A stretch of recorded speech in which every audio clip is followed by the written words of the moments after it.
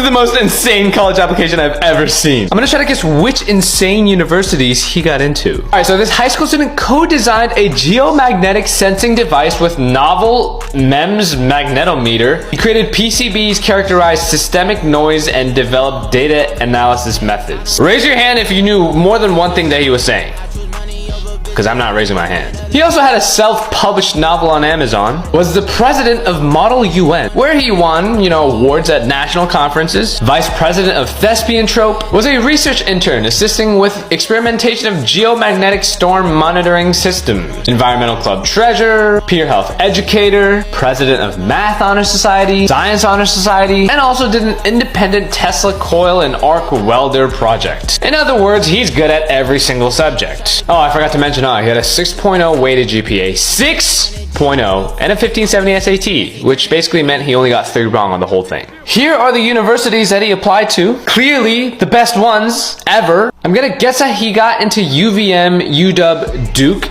I'm gonna guess that he got rejected from JHU, but accepted to Brown and Dartmouth. I'm gonna say accepted to Penn and Cornell, but rejected from Columbia, Harvard, Princeton, and Yale. I'm gonna say accepted to Northwestern and Rice, rejected from Chicago, rejected from MIT, accepted to WashU. I'm gonna throw in an acceptance to Stanford, as well as Vanderbilt and BU. Oh, and I also forgot to mention, here are the insane dual enrollment college level courses that he took in high school. Anyway, I'll be revealing his actual college results in part 2, so make sure to follow.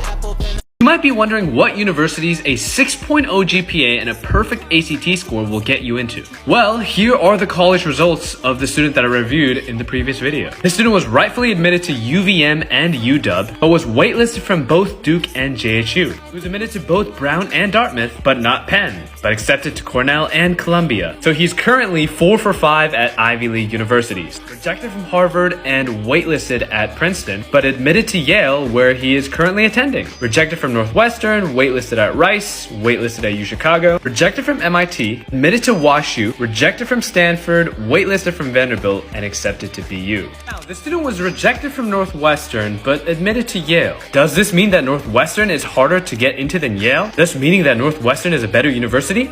Not necessarily. When you apply to universities of this caliber, it's really hard to say which one specifically you're gonna get into and which one you're not. For all of you guys that are applying this cycle and are probably rightfully feeling anxious, don't worry too much about where you'll get in and where you won't. You will end up exactly where you belong. That's supposed to be encouraging. I guess that could sound a little discouraging, but that's supposed to be encouraging, okay?